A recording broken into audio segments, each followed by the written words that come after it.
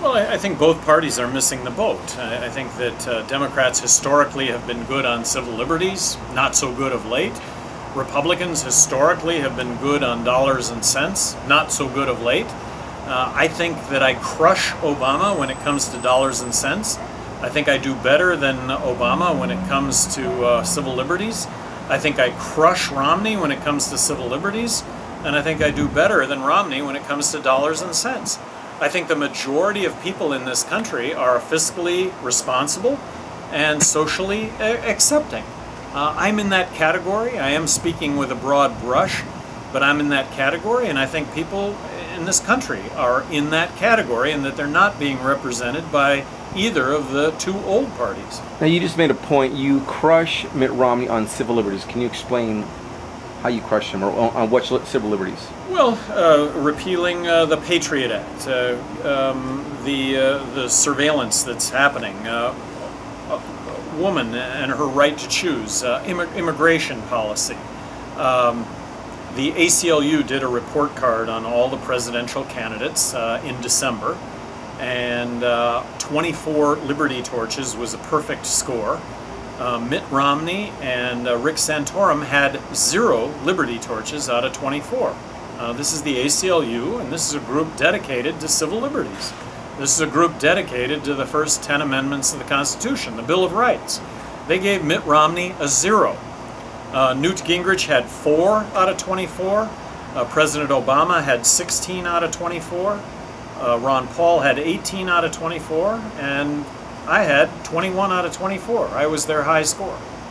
Now, you mentioned immigration. Obviously, you're very familiar with the whole Fast and Furious issue. That has everything to do with immigration. Obviously, I'm assuming you are for securing the borders, but explain your immigration position. Well, by securing the borders, let's make it as easy as possible for somebody that wants to come into this country and work to get a work visa. Not a green card, not citizenship, but a work visa. And a work visa should entail a background check and a social security card so that applicable taxes would get paid. Now, I am advocating the fair tax. So if we implement the fair tax, taxes will not be an issue, because no one is going to avoid paying one federal consumption tax. Whether you're illegal, legal, a visitor, a U.S. citizen, you're not going to be able to avoid paying one consumption tax. I think for the 11 million illegal immigrants that are here in this country right now, that we need to set up a grace period where we can document the 11 million illegal immigrants and get them a work visa. Don't put government in charge of quotas. Don't build a fence. A fence would be an incredible waste of time and money.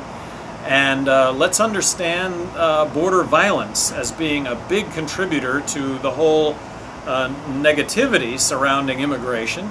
Let's legalize marijuana, and arguably 75% of the border violence with Mexico will go away, because that's the estimated activities of the drug cartels that are engaged in marijuana trade. Let's understand that 40,000 deaths south of the border is a prohibition phenomenon, that it's disputes that are being played out with guns rather than the courts. Let's get these disputes in the courts. Now, you just mentioned, as far as the work visa, give these people Social Security. You're saying give them an actual U.S. Social Security card?